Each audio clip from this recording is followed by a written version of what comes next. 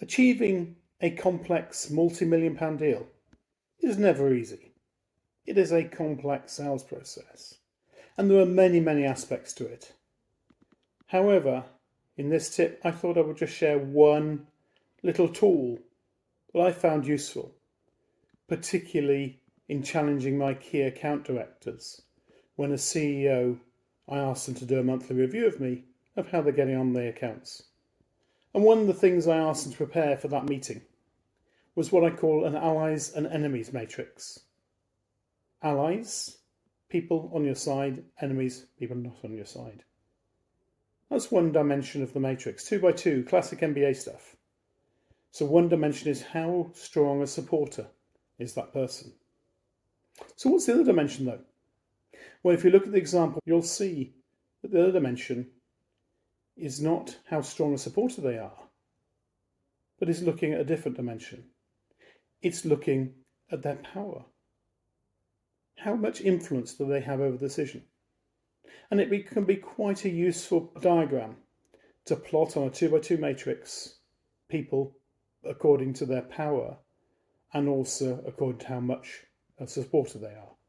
So bottom left corner, of course, will be people who don't like you but have no influence. Top right corner is people who are supportive of your company as a supplier and have a lot of influence. And actually what this matrix does is help you in the other two boxes, because top right, of course, are on your side. You've got to keep them on your side, but that hopefully shouldn't be too much of a challenge. And they have a lot of influence. That's great. Bottom left, they're anti you, they're against you, they're your enemies. But they've no power, so they don't matter too much either. You don't need to pay them too much attention. It's the other two boxes that are more important. Who are the people that have a lot of influence over the decision, but who are not your supporters? That's where you need to invest your effort. You need to work out how to engage them, how to motivate them, how to get them on your side.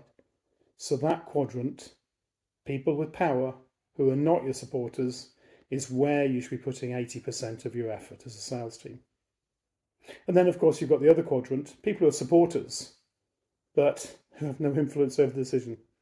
And of course, much as it's nice to keep in contact with them and you would want to carry on that engagement, they aren't actually worth that much investment as a sales team, if you're hard-nosed about it, of course.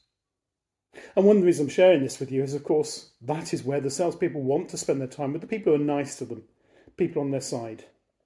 And getting them to prepare this matrix helps them present to you as CEO the right action plan to go forward, to develop the account, to grow the business. Hope you find this tip useful. Source of it was a speaker called Phil Jesson. He's now retired.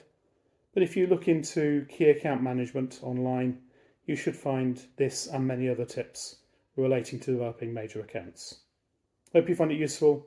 Please let me know if you do. Please let me know if you don't. And please chat to me anyway. Good luck, and I hope this helps you become an even more successful business leader.